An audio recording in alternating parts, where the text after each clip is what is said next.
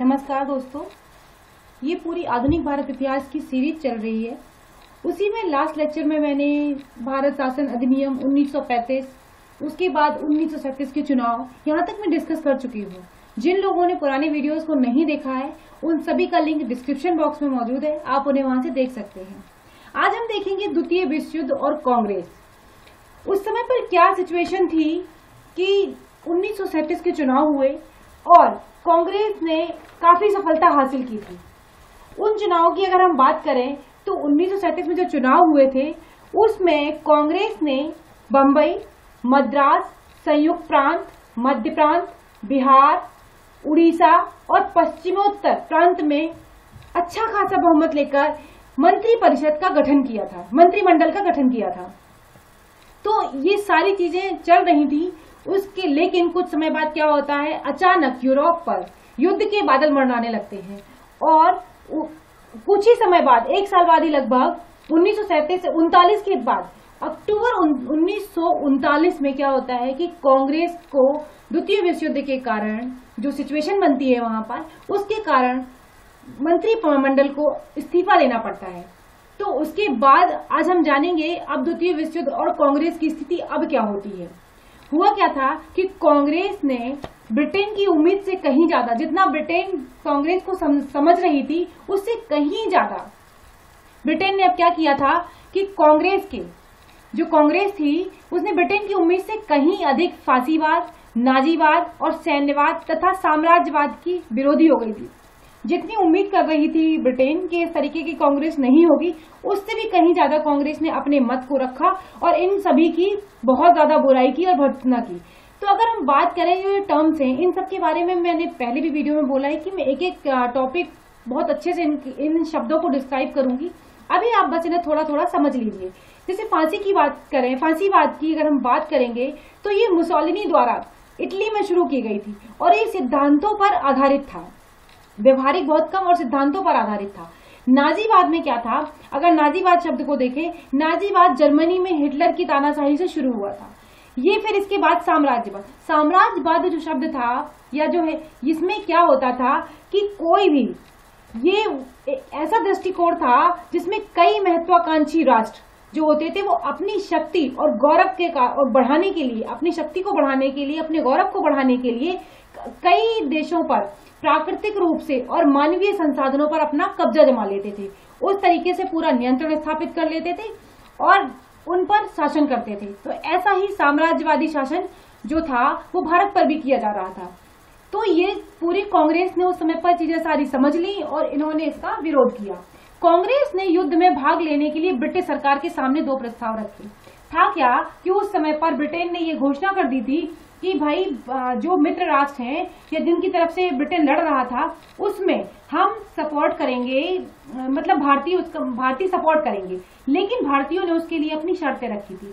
शर्तें क्या थी कि युद्ध के पश्चात संविधान सभा की बैठक बुलाई जानी चाहिए। किसकी? संविधान सभा की बैठक बुलाई जानी चाहिए। हम पढ़ रहे हैं पहले से काफी टाइम से कि भारतीय राष्ट्रवादी इस बात पर फोकस कर रहे थे कि भारत का खुद का संविधान हो।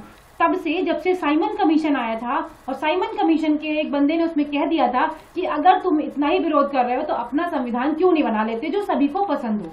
उसी के बाद से ये प्रक्रिया शुरू हो जाती है और संविधान सभा की बैठक बुलाई जानी चाहिए, ऐसा इसमें कहा गया, अगर हम विश्व युद्ध में आपका साथ देते हैं तो, जो एक स्वतंत्र भारत की राजनीतिक संरचना पर विचार करेगी। किस पर विचार करेगी? स्वतंत्र राजनीतिक, मतलब भारतीय अपने हिसाब से राजनीति करेंगे और केंद्र में किसी प्रकार की वास्तविक एवं उत्तरदायी सरकार की स्थापना होनी चाहिए। उत्तरदायी का मतलब है वही अकाउंटेबिलिटी, आपकी कोई तय करने वाला हो, मतलब जनता आपसे सवाल पूछ सकती हो।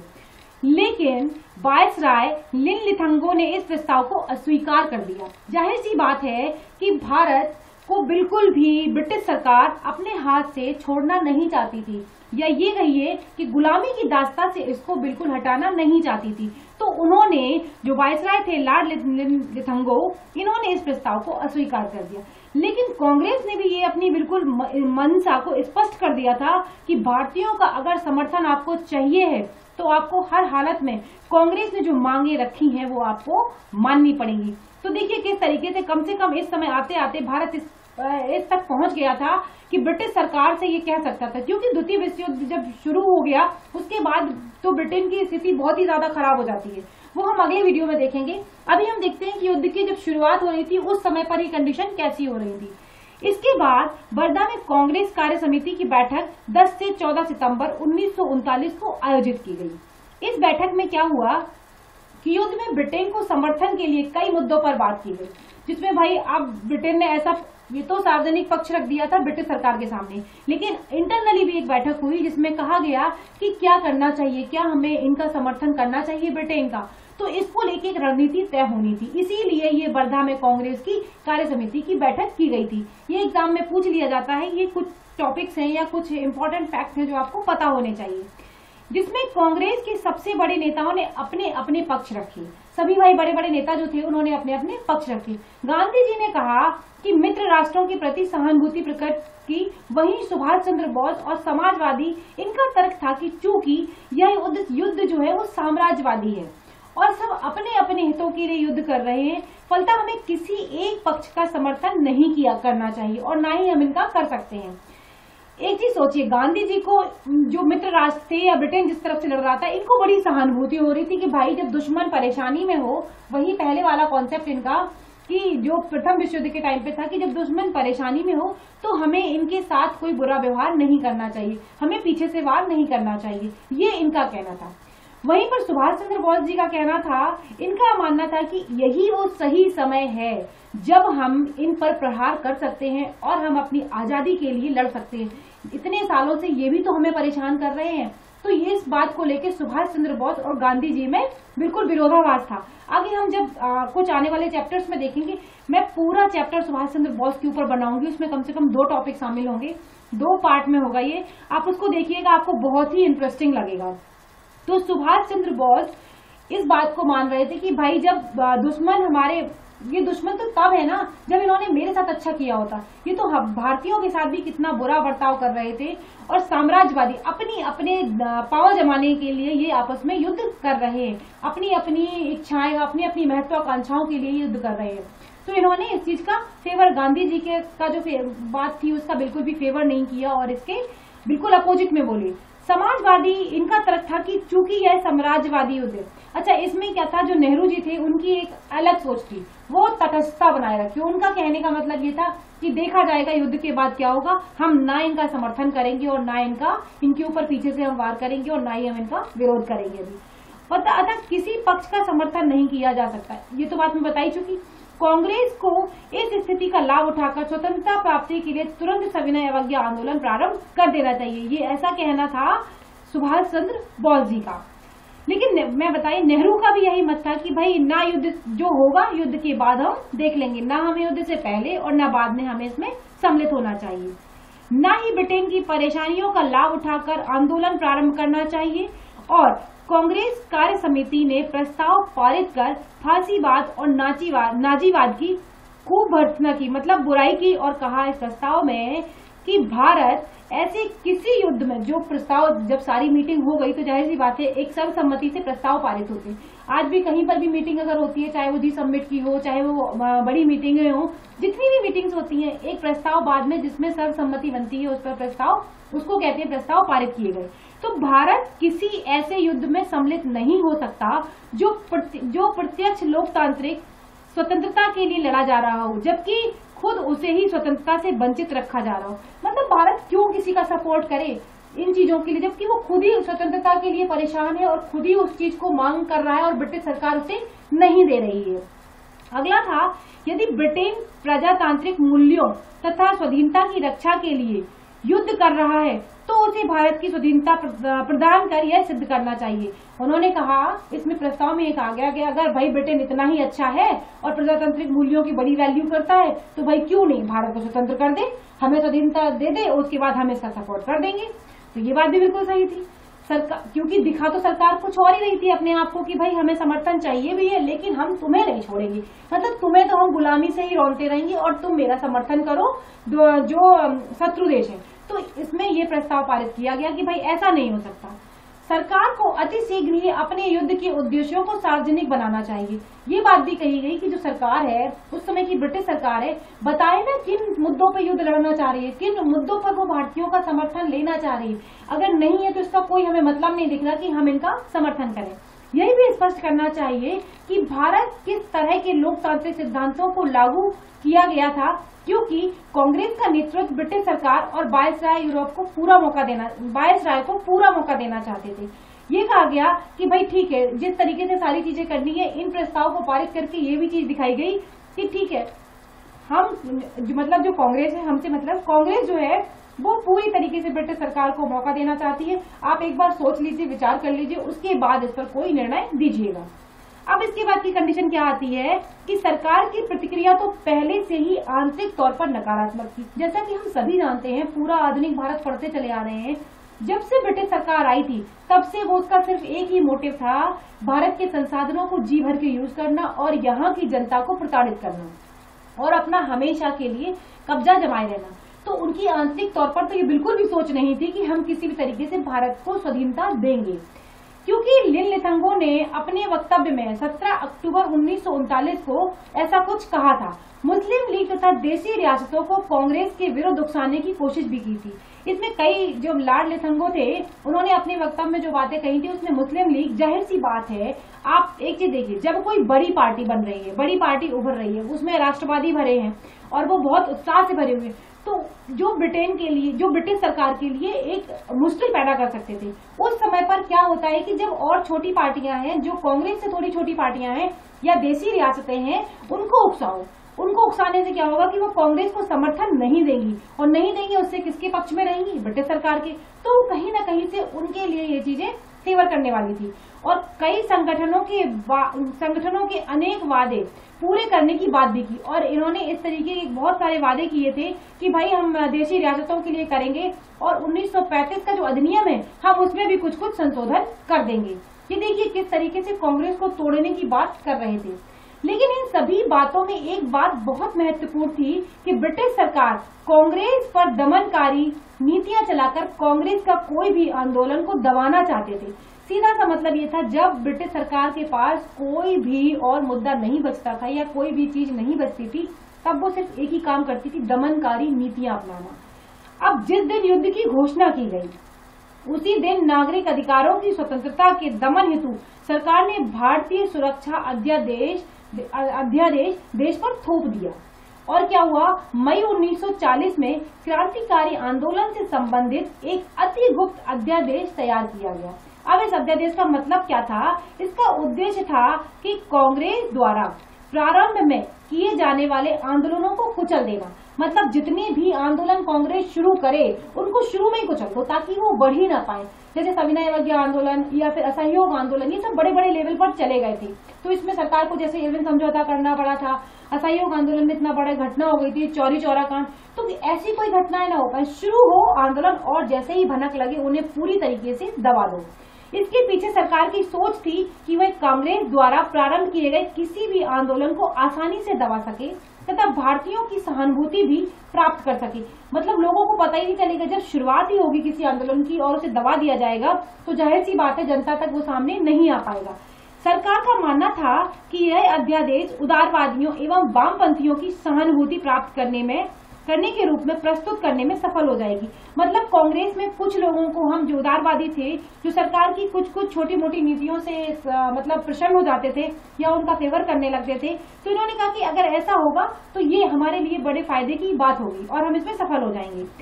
लेकिन भारतीय ब्रिटिश सरकार की दमनकारी एवं भेदभाव मूलक नीतियों का इंग्लैंड के प्रधानमंत्री विंस्टन चर्चिल एवं भारत सचिव जेटलैंड ने पूर्ण रूप से समर्थन किया। देखिए कितने मतलब ये लोग थे कि इतना बुरा व्यवहार कर रहे हैं यहाँ पर भारत के रहने के साथ साथ, उसके बावजूद भी विंस्टन चर्चिल और भारत के जो सचिव थे उस टाइम पर जेटलैंड, इन्होंने पूर्ण समर्थन इस चीज को दिया कि ठीक है, बिल्कुल सही आप कर रहे हो।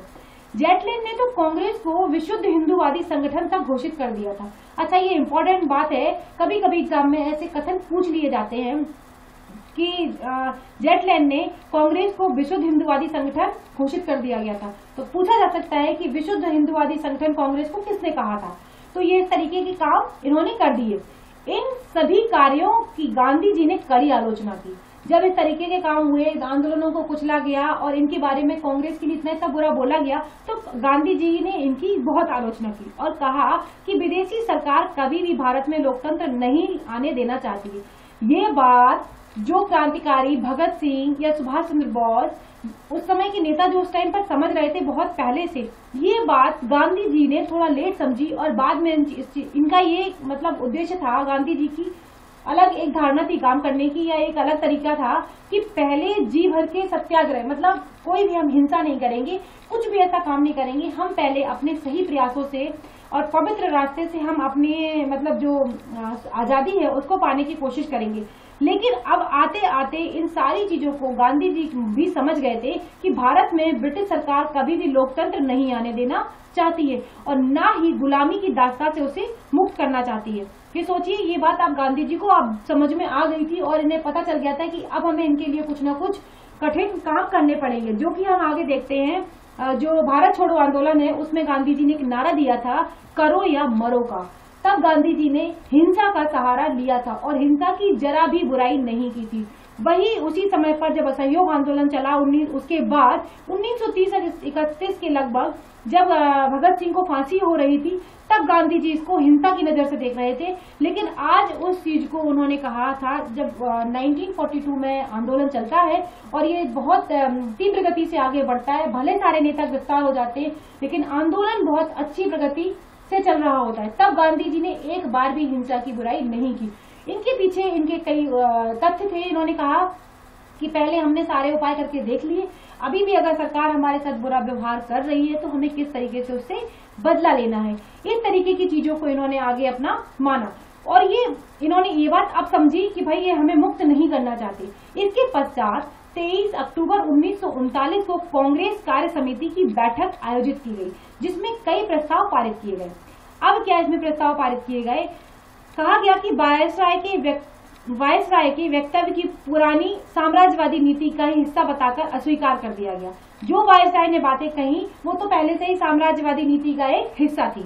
युद्ध का समर्थन न करने का निर्णय लिया गया। कहा गया कि किसी भी तरीके से हम युद्ध में समर्थन नहीं देंगे। कांग्रेस की प्रांतीय सरकारों को त्याग पत्र देने का आदेश दिया गया। जो मैंने पिछले बताया था वीडियो में, 1937 में जो चुनाव जीत कर आई थी, मंत्रिमंडल बना था, उसमें केवल 28 महीनों तक ही शासन किया था कांग्रेस ने। उसके बाद इसने त्याग पत्र दे दिया था।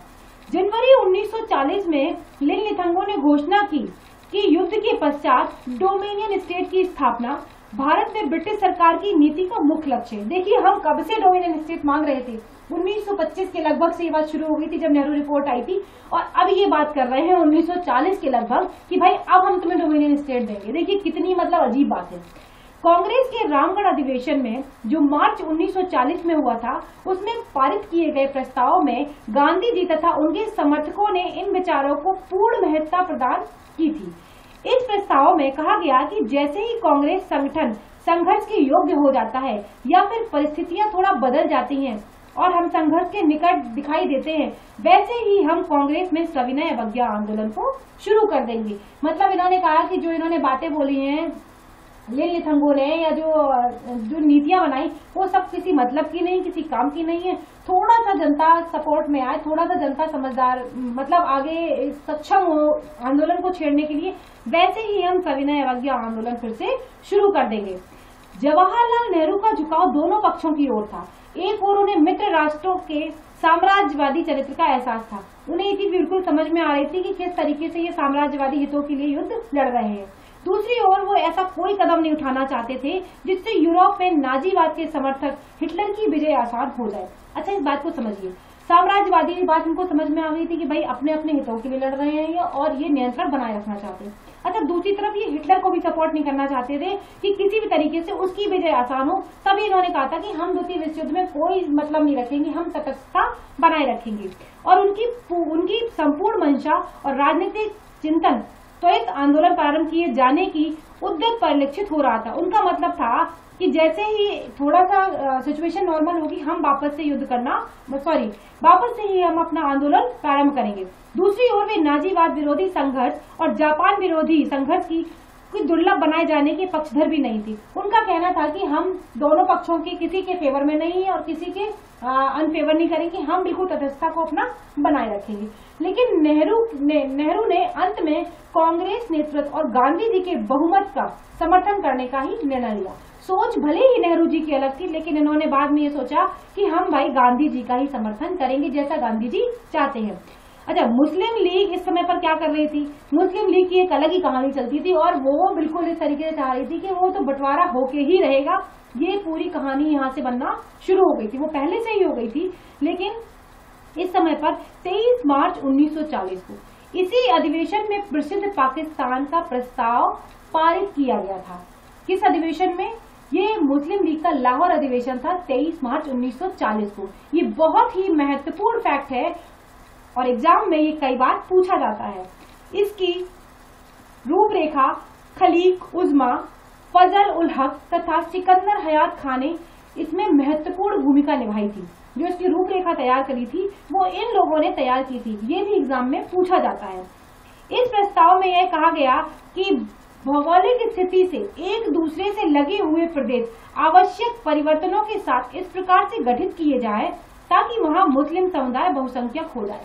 जैसे कि पश्चिमी प्रांत की अगर हम बात करेंगे, जो ये इस तरीके से बनाया जाए जहां पर मुस्लिम आबादी ज्यादा है, वहां पर मुस्लिमों के लिए एक पृथक मतलब पृथक देश तो नहीं इस समय पर शब्द आया था, मतलब पृथक बनाया जाए कोई ऐसी चीज जहां पर मुस्लिम आबादी बहुल हो। और जैसे कि भारत के उत्तर पश्चिमी पूर्वी प्रदेशों को मिलाकर एक स्वतंत्र राज्य बना दिया जाए, एक ऐसा राज्य बना दिया जाए जहां पर मुस्लिमों की आबादी ज्यादा हो और उनके हित, सभी के हित समान हो। ऐसा कि लीग समझती थी कि मुस्लिमों के हित भारतीयों के हित, मतलब जो हिंदुओं के हित हैं, उससे बिल्कुल अलग है। और देखिए, जहां पर मुस्लिम लीग अल्पसंख्यक हो वहां पर उनके हितों की रक्षा के प्रावधान किए जाए। तो ये सारी चीजें मुस्लिम लीग इसमें कह रही थी जो 23 मार्च 1940 का अधिवेशन होता है। ये पूरा एक वीडियो था जो मैंने आपके साथ डिस्कस किया कि द्वितीय विश्व युद्ध के समय पर कांग्रेस की स्थिति क्या थी और लीग की स्थिति क्या थी, लीग किस तरीके से काम करना चाहती थी। अगर आपको वीडियो थोड़ा भी अच्छा लगा है तो प्लीज इसे एक लाइक कर दीजिएगा और अगर चाहें, आपका दिल करे तो इसे शेयर भी कर सकते हैं ताकि ये और लोगों तक भी पहुंच सके। जिन लोगों ने मेरे चैनल को अभी तक सब्सक्राइब नहीं किया है, प्लीज चैनल को सब्सक्राइब कर लें, बेल आइकन को प्रेस कर लें और इसका अगर पीडीएफ आपको चाहिए वो भी मैंने डिस्क्रिप्शन में दिया हुआ है, आप उसे वहां से देख सकते हैं और आराम से डाउनलोड करके उसे पढ़ सकते हैं। अगले वीडियो में फिर मुलाकात होगी, तब तक के लिए धन्यवाद दोस्तों, नमस्कार।